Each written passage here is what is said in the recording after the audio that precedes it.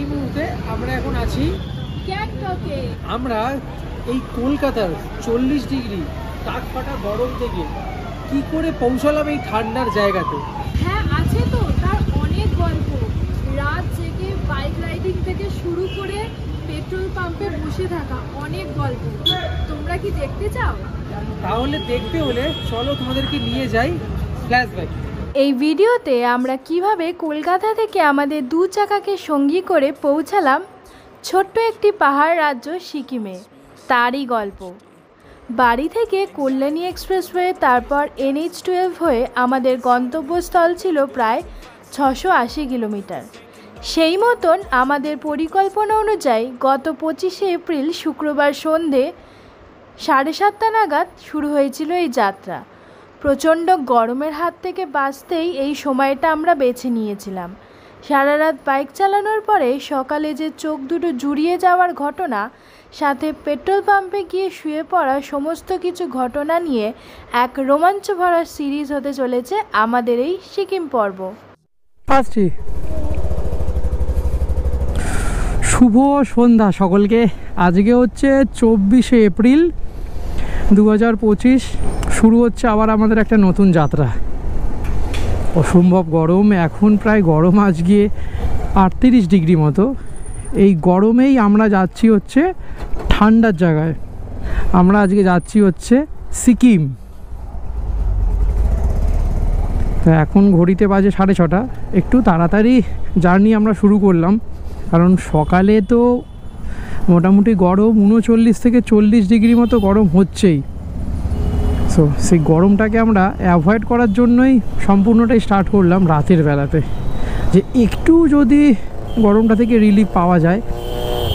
কিন্তু বিশ্বাস করো তোমরা, এই জ্যাকেট পরে তার সাথে এই হেলমেট পরে নিলে বাপরে বাপ, গরমের মাত্রাটা আরোই বেড়ে যায়। গরম লাগার মনে হচ্ছে যেন ভেতরে ফুটছে রীতিমতো।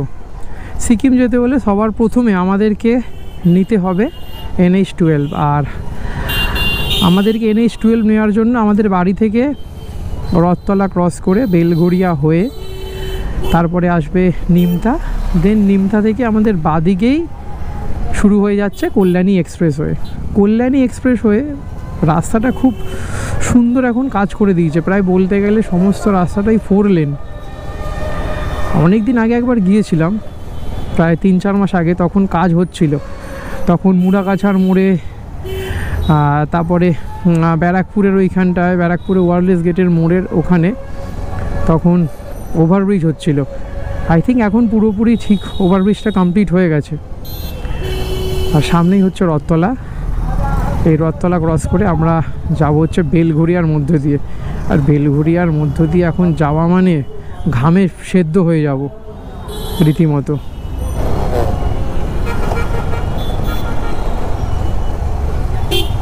বিটি রোড ক্রস করলাম এখন।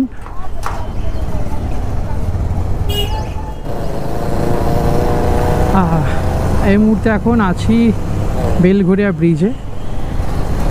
এটা হচ্ছে বেলঘড়িয়া ব্রিজ, এবং বেলঘড়িয়া ব্রিজের এই নিচ দিয়ে চলে গেছে হচ্ছে শিয়ালদা আর কৃষ্ণনগরের মেন লাইন। বেলঘড়িয়া ব্রিজ আমাদের জার্নির আজকের ফার্স্ট ব্রিজ। ফাইনালি আমরা কল্যাণী এক্সপ্রেসওয়ের একদম সামনে চলে এসেছি। এই হচ্ছে কল্যাণী এক্সপ্রেসওয়ে। আর ওপর দিয়ে যে ওভারব্রিজটা, ওই ওভারব্রিজটা আসছে হচ্ছে আমাদের বেলঘড়িয়া এক্সপ্রেসওয়ের সাথে থেকে কানেক্ট হয়ে। আর এখান দিয়ে আমাদের নিয়ে নিতে হবে লেফট সাইড। ব্যাগ আছে বলে এই ফাঁকা দিয়ে যেতে পারবো না। যেহেতু এখন এই কল্যাণী এক্সপ্রেসওয়ের কাজ চলছে, তাই জন্য বেশ কিছু ডাইভারশন কিন্তু রাস্তাতে আছে।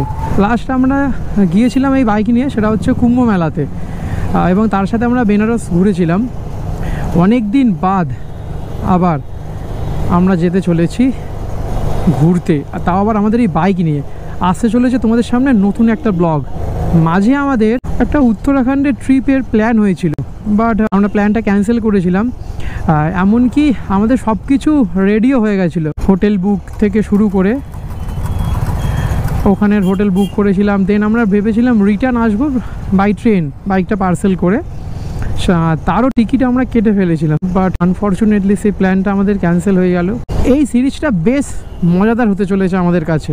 ফাইনালি পেয়ে গেছি চকাচক রাস্তা, কল্যাণী এক্সপ্রেসওয়ে। এরকম রাস্তাতে কিন্তু গাড়ি চালিয়েও বেশ মজা লাগে। গতকালই নর্থ সিকিমে খুব বৃষ্টি হয়েছে, তার জন্য ধসও নেমেছে। নর্থ সিকিম বলতে গেলে প্রায় বন্ধ আবার নর্থ সিকিমের রাস্তা, তো তাই প্ল্যান করেই ফেললাম আমরা ইস্ট সিকিমটা পুরোটা ঘুরে দেখার। আমি এর আগে গিয়েছিলাম নাতুলা, ছাঙ্গু লেক আর বাবা মন্দির, তখন অনেক ছোট ছিলাম, বাট ও কিন্তু কোনোদিন যায়নি সিকিম। বলতে গেলে ওর এই পাহাড়ে ঘোরা হচ্ছে ফার্স্ট, তাই জন্য ও তো খুবই এক্সাইটেড। পেছনে চুপ করে বসে বসে শুধু চারিদিকের অন্ধকারের নজারাটা আনন্দ উপভোগ করো। বাদিকে একটা ঝিল, এই ঝিলটা যদি দিনের বেলা যদি তোমরা কল্যাণী এক্সপ্রেসওয়েতে আসো তাহলে এই ঝিলটা কিন্তু দারুণ লাগবে দেখতে, বিশেষ করে যদি বিকেলবেলার দিকটায় তোমরা আসো।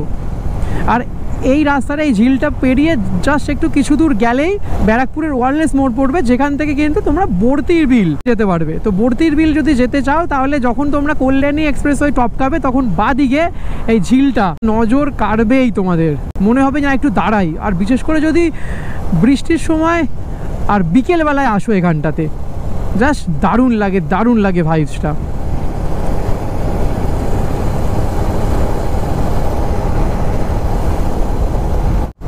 এখানে তেমন লাইটের কোনো ব্যবস্থা নেই, পুরোটাই অন্ধকার। এই রাইট সাইডে গেলে কাঁচরাপাড়া স্টেশন, জাগুলি থেকে রাইট সাইড নিয়ে নিলাম। জায়গাটার নাম হচ্ছে কাপা কলা, এরকম সামথিং কিছু নাম জায়গাটার। এখান থেকে রাইট সাইড নিলে আমরা এখন পড়ে গেলাম কৃষ্ণনগর রোড, যাকে বলা হয় 34 নম্বর জাতীয় সড়ক বা NH12। সো আজ সারা রাত, কাল সারা দিন এই রাস্তা দিয়েই আমাদের করতে হবে জার্নি। নবদ্বীপ থেকে যখন ফিরছিলাম তখন অনেকটা জায়গাতেই আলো ছিল না, ঘড়িতে প্রায় 9টা বাজে। আর এখান থেকে কৃষ্ণনগরের ডিস্টেন্স প্রায় 25 কিলোমিটার মতো। এই মজা লাগছে, সেই মজা এই বাইক চালিয়ে, বাইকটা রাইড করে সেই মজা লাগছে। এই যে ফিলিংস, এই ফিলিংসটা যে কী বলে বোঝাতে পারবো না। তোমরা আমার ভয়েস শুনে বুঝতে পারছো যে কতটা মজাতে আমি কথাটা বলছি। সাপোজ রাতের বেলা তোমরা রাইড করছো, গাড়িতে পর্যাপ্ত লাইট নেই বা থাকলেও তোমরা ঠিকমতো দেখতে পাচ্ছ না, হতেই পারে। তখন একদম পার্সোনাল মতামত এটা আমার একদম নিজস্ব, এরকম কোনো একটা 4 হুইলারকে ফলো করে নাও। হ্যাঁ, বুঝে শুনে একটা 4 হুইলার ফলো করো। তা বলে আমরা এই সব বাইক নিয়ে যদি এখন টয়োটা ফরচুনার একটা ভালো কোনো 4 হুইলারকে ফলো করি, নিশ্চয়ই তাকে আমরা ফলো করতে পারবো না, কিছু দূর যাওয়ার পর তাকে দেখতেই পাবো না। তো মোটামুটি একটা অন অ্যান অ্যাভারেজ একটা 4 হুইলারকে একটা ফলো করে নিলে বেটার হবে ওটা মনে হয়। কারণ একটা 4 হুইলার মোটামুটি অ্যাবাভ 80-তে চলেই এই সব রাস্তাতে। নিজে একা নিজের গাড়ির লাইটে, নিজের লাইটে 80-তে রাইড করতে ঠিক ভরসা পাচ্ছ না, তখন এরকম একটা 4 হুইলারকে তুমি পুরো ফলো করতে করতে চলো, দেখবে রিল্যাক্সে পৌঁছে যাবে। রাতের বেলা রাস্তা দূর থেকে তো অতটা ঠিক ক্লিয়ার বোঝাও যায় না, তো মোটামুটি এগে দেখলে একটা আইডিয়া পেয়ে যাবে যে সামনে কি আছে না আছে। সারা রাত আজকে বাইক চালাবো, শুনেই তো কি মজা। একদম সিধে হচ্ছে শিলিগুড়ি আর বাঁদিকে কৃষ্ণনগর, ওপরের মাইলস্টোন সেটাই বলছে। এই কৃষ্ণনগরের পর থেকে NH12 আপাতত তেমনভাবে লাইট নেই। এই মুহূর্তে এখন আমরা আছি হচ্ছে ধুবুলিয়াতে, প্রায় 4 কিলোমিটার মতো হয়ে গেল আমি এই ট্রাকটাকে ফলো করছি। এখন আমরা আছি বেথুয়া ডাউরি, এই বেথুয়া ডাউরি ক্রস করছে এখন। আমি 2003 সালে 2003 কি 4 হবে, আমি গ্যাংটক এসেছিলাম, তখন বাই রোডে এসেছিলাম বাসে করে। তখনকার রাস্তার এখনকার রাস্তা অনেক তফাৎ। তখন এত ভালো রাস্তা ফার্স্ট অফ অল তখন ছিল না। আর ডালকোলার আগে আমার মনে আছে, ডালকোলার আগে রাস্তাটা এতটাই খারাপ ছিল, এতটাই খারাপ যে রাতের ঘুমটা হয়নি। কেউ নেই সামনে, শুধু আমরাই যাচ্ছি। দেখো কেউ নেই, জাস্ট ফিল দিস ভাইব। রাস্তায় কেউ নেই, রাস্তা অন্ধকার, শুধু আমরাই যাচ্ছি। আবার সেই ভয়ঙ্কর রাস্তা, মানে মাঝখানে এই জায়গাটায় পিচটা নিচু আর এই সাইডে পিচটা উঁচু, গরমে বসে গেছে গাড়ি গিয়ে গিয়ে। খুব ডেঞ্জারাস এই রাস্তাটা, এরকম টাইপের রাস্তা। এত চাকা আপ ডাউন হয় না, হ্যান্ডেল কেঁপে যায়। দেন আবার এখান থেকে ঠিক মোটামুটি কৃষ্ণনগর থেকে আছি হচ্ছে প্রায় 45 কিলোমিটার মতো এগিয়ে এসছি আমরা। বেথুয়াডাবড়ি ক্রস করেছি, এখান থেকে ডালকোলার ডিস্টেন্স 300 কিলোমিটার। তো মোটামুটি যা যাচ্ছি ডালকোলা মোটামুটি কাল ভোর হয়ে যাবে যেতে যেতে। কি অদ্ভুত, ওইদিকে ডাউনের লেন আছে কিন্তু তাও এই আপের এখান দিয়ে একই রাস্তা দিয়ে ডাউনে গাড়ি আসছে। দেখো ওই জায়গা সামনে আবার আসছে, কি অদ্ভুত মাইরি। ফাইনালি আমরা এন্টার করে গেলাম মুর্শিদাবাদে। এই জাস্ট মুর্শিদাবাদ জেলা শুরু হলো। এখান থেকে বহরমপুর মোটামুটি 40 কিলোমিটার মতো এখনো বাকি। দেখো দূরে ব্রিজটা কি সুন্দর লাগছে দেখতে। বহরমপুর বাইপাসের উপরে যে ব্রিজটা করেছে রাতের বেলাতে, তার মধ্যে স্ট্রিট লাইটগুলো জ্বলছে, দূর থেকে দারুণ লাগছে দেখতে। এখন ঘড়িতে বাজে হচ্ছে 12:30, আর এই মুহূর্তে আমরা এখন দাঁড়িয়ে আছি বহরমপুর ফারাক্কা রাষ্ট্রীয় রাজপথ 12-এর অংশ এর সামনে। ও 12:30 বাজে এখন, ঘুম ঘুম হালকা হালকা পাচ্ছে, বাট চালাচ্ছি। এখন ঘড়িতে বাজে প্রায় 1:45 মতো। চারদিকটাতে কুয়াশা কুয়াশা মতো লাগছে, দেখো দেখতে পাবে তোমরা, ক্যামেরাতে বোঝা যাচ্ছে। এখান থেকে ফারাক্কা হচ্ছে 90 কিলোমিটার, আর বেশ ঠান্ডা ঠান্ডা লাগছে এবার রাস্তায়। কিন্তু এবার খুব কুয়াশা পড়েছে, দেখো এই লুকিং গ্লাসে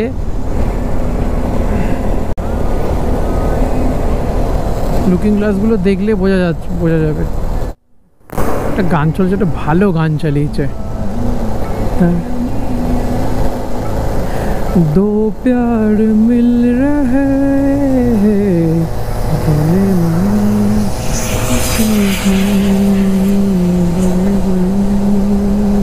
बदन धड़कन बनी जुबां बाहों के दरमियां। সো এখন ঘড়িতে বাজে হচ্ছে 2:20 মতো, আর আমরা ফারাক্কাতে এন্ট্রি করে গেছি। এখন ফারাক্কা দিয়ে জিগজ্যাগ রোড এখন আমরা ক্রস করে যাচ্ছি। তো আমরা ফাইনালি চলে এসেছি ফারাক্কায়। তো ফারাক্কা ঢোকার মুখে এরকম লম্বা ট্রাকের লাইন।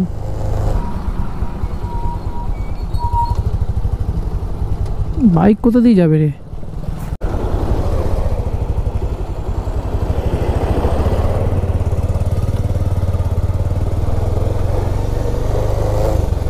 এদিকে যেতে বললো, সো বললো এই সাইড দিয়ে যেতে আমাদেরকে, বাইককে বললো এই সাইড দিয়ে যেতে। এরকম লম্বা জ্যাম, লম্বা জ্যাম।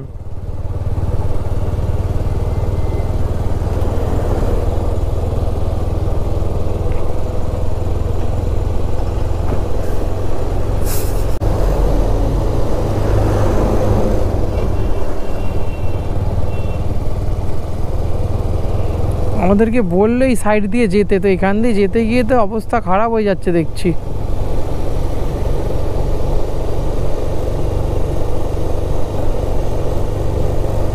সব বড় বড় ট্রাক আসছে, সব ট্রাকের মধ্যে ব্রিজের কিছু জিনিসপত্র লোড করা আছে মোস্ট প্রবাবলি। ও ফারাক্কার জামে গেছি ফেসে, হয়ে গেল খেল খতম, কাহানি হজম।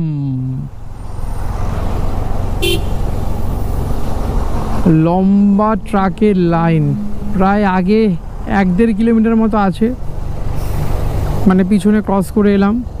উল্টো রাস্তা দিয়ে আসছি, শুধু আমরাই আসছি বাইক নিয়ে, আর কেউ নেই। আর বড় বড় সব ট্রাক আছে, ট্রাকের মধ্যে কি সব ব্যাঙের মাথা হাতির মাথা নিয়ে যাচ্ছে কে জানে।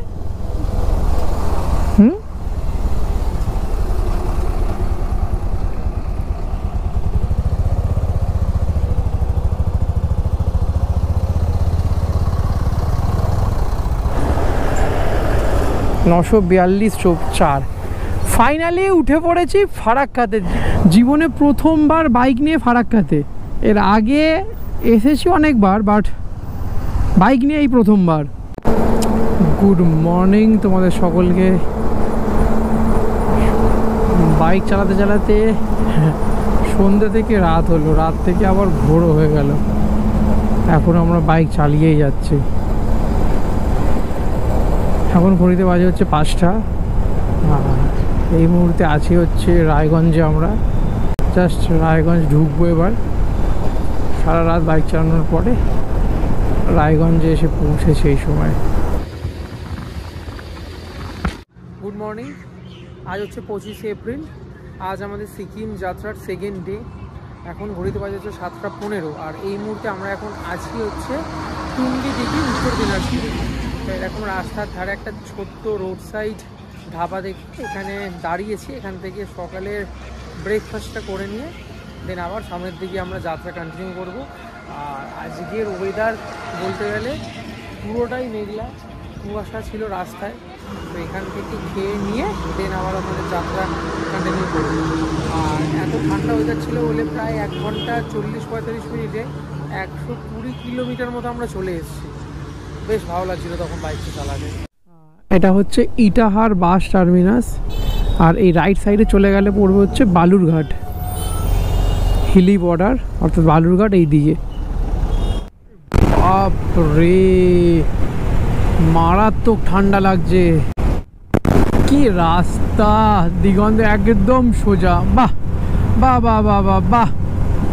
আর ওয়েদারটাও দারুণ ওয়েদার, দারুণ ওয়েদার, পুরো ঠান্ডা করে দিয়েছে।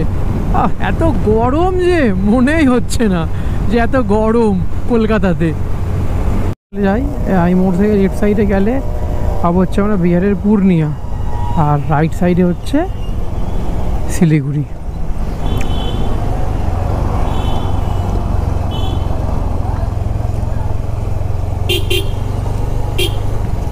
এই মুহূর্তে এখন আমরা আছি বিহারে। এখন বিহারের কিষানগঞ্জের ওপর দিয়ে যাচ্ছি। ঘড়িতে বাজে 8:30। রোদ্দুরের তেজটা কিন্তু ভালোই আছে। রাস্তাটা একটু খারাপ এখানে।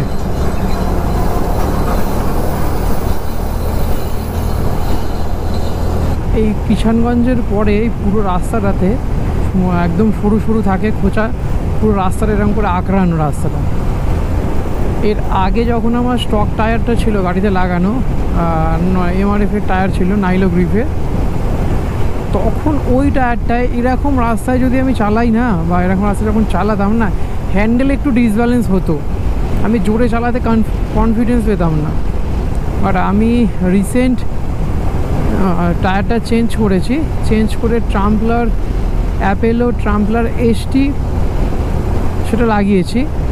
আমি এখন চালাচ্ছি এর ওপর দিয়ে, আমি বুঝতে পারছি না যে আমি এরকম একটা রাস্তা দিয়ে যাচ্ছি। আমার মনে হচ্ছে যেন আমি নর্মাল একটা রাস্তা দিয়ে, যেমন নর্মাল পিচ রাস্তা হয় ওরকম রাস্তা দিয়ে যাচ্ছি মনে হচ্ছে। মানে কোনো ফিল হচ্ছে না যে আমি একটা এরকম এবড়ো খেবড়ো রাস্তা দিয়ে যাচ্ছি।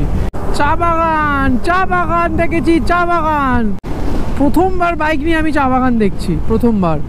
এখন আমরা আছি হচ্ছে শিলিগুড়ি ফুলবাড়ি রোডে। এখান থেকে শিলিগুড়ি ডিস্টেন্স ওই 24 কিলোমিটার মতো। এই রাইট সাইডে হচ্ছে একটা বিএসএফের ক্যাম্পাস, একটা ক্যান্টনমেন্ট এলাকা। কজ এই বাগডোগরা শিলিগুড়ি আমাদের ভারতবর্ষের মানচিত্রে একটি গুরুত্বপূর্ণ জায়গায় অবস্থান করছে। ওই জন্য একে চিকেন নেক বলা হয়। চিকেন নেক দ্বারা ভারতবর্ষের যে নর্থ ইস্টের রাজ্যগুলো আছে, উত্তর পূর্ব ভারতের রাজ্যগুলো, এই একমাত্র এই অঞ্চলটার দ্বারাই যুক্ত আছে। তাই জন্য চায়না, বাংলাদেশ সবাই এই চিকেন নেকের ওপরে নজর। যদি কোনো রকমভাবে এটা যদি নিয়ে নিতে পারে, তাহলে নর্থ ইস্টের ওপর থেকে সম্পূর্ণ কার্যকলাপ ভারতবর্ষের বিচ্ছিন্ন হয়ে যাবে। এই মোড় থেকে সিধে একদম স্ট্রেট হচ্ছে গ্যাংটক, এই 115 কিলোমিটার মতো। আর এই লেফট সাইডে চলে যাচ্ছে কার্সিয়াং আর দার্জিলিং। শিলিগুড়ির জ্যাম ঠেলতে ঠেলতে পুরো সেদ্ধ। আমরা এই মুহূর্তে আছি রাজা রামমোহন রায় ব্রিজের ওপরে, আর নিচ দিয়ে বয়ে চলেছে মহানন্দা নদী। এই হচ্ছে তিস্তা, নিচ দিয়ে বয়ে চলেছে। লম্বা লাইন পড়ে গেছে।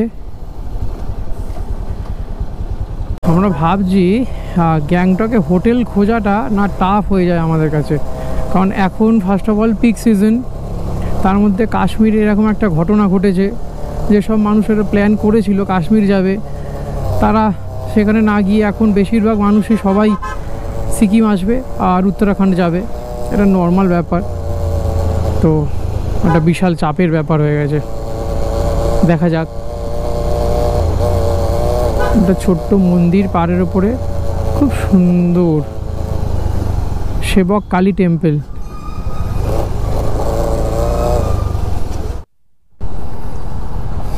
বয়ে চলেছে নিচ দিয়ে তিস্তা। এখানে রাস্তাটা একটু কাজ হচ্ছে।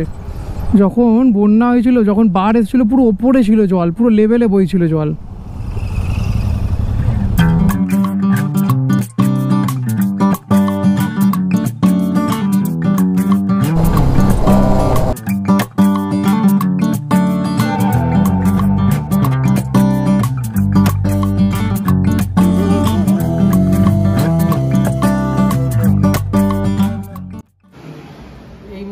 এখন ঘড়িতে বাজে হচ্ছে 12:30 এবং আমরা গ্যাংটক থেকে প্রায় 70 কিলোমিটার আগে একটা রাস্তার ধারে এখন একটা ছোট্ট হোমস্টে, একবার এখানে খেয়ে নিই, তারপরে উপরে গিয়ে অর্থাৎ গ্যাংটকে পৌঁছে তারপর যা খাবো সেটা তোমায় দেখা যাবে। হচ্ছে সবার ফার্স্টে একটা ম্যাগি আর অমলেট, আর আমি নিয়েছি ভাত, ডাল, 2 রকমের সবজি, একটা পাঁপড় ভাজা আছে, তার সাথে অমলেট। এই হচ্ছে আজকে আমাদের দুপুরের লাঞ্চ। সো ফাইনালি আমরা এইবার এন্টার করতে চলেছি সিকিম। Welcome to Gangtok.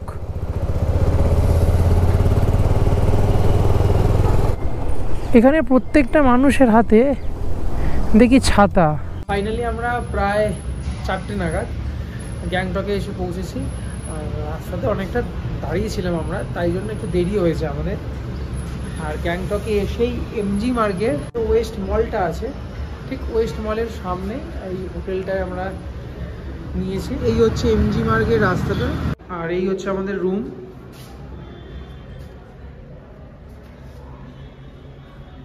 রুমটা ঢুকতেই এরকম ডান সাইডে একটা ছোটো মতো টেবিল করা, তার উপর একটা ইলেকট্রিক কেটেল দেওয়া আর বেড রাখা। বেডের ওপর যথারীতি সব জিনিসপত্র রেখে দিয়েছি। কি আছে এখানে, আর 2টো চেয়ার আছে, চেয়ারের মধ্যে সব জ্যাকেটগুলোকে, কাপড় জামাগুলো সব মিলে রেখে দিয়েছে। ছোটো একটা ওয়ার্ডরোব টাইপের আছে, বাট সেখানে কম্বল টম্বল রাখা আছে, তাই জন্য ওটা আর খুলিনি। আর এখানে একটা ছোটো টেবিল আছে, সেন্টার টেবিল মতো। ঢুকেই এই দরজা দিয়ে ঢুকেই এই বাঁ হাতে হচ্ছে ওয়াশরুম। পরিষ্কার আছে ওয়াশরুমটা, বেশি গিজার আছে। আর এই রুমটার 1 রাতের ভাড়া 1300 টাকাতে রাজি হয়েছে। এই হচ্ছে ছোট্ট আমাদের রুম ট্যুর গ্যাংটকের। আর এখন একটু গ্যাংটকটা ভ্রমণ করতে বেরোবো, মানে এমজি মার্গে একটু ঘুরবো। ছিল আমাদের কলকাতা টু গ্যাংটক জার্নি। আর তোমাদেরকে বলে রাখি, আমরা কলকাতা থেকে গ্যাংটক এসছি ডিরেক্ট বাইকে, কোথাও হল্ট না করে। আমাদের টোটাল সময় লাগলো প্রায় অলমোস্ট 18 ঘন্টা লেগে গেছে।